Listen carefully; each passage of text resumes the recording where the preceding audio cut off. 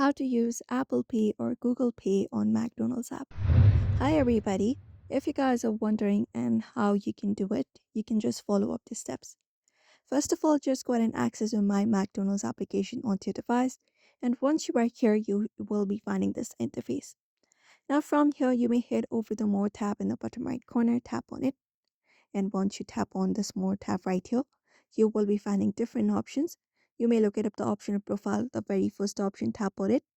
And within profile, you may just head over to the option of payment methods and tap on it.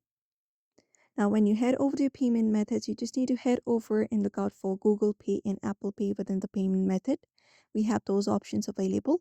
You may just go ahead and look out for that option here. Just go on with the process of adding up your credentials, verification process, and once your account is linked, you can use those options in order to pay your products or orders within the McDonald's application when you ordering anything within the application.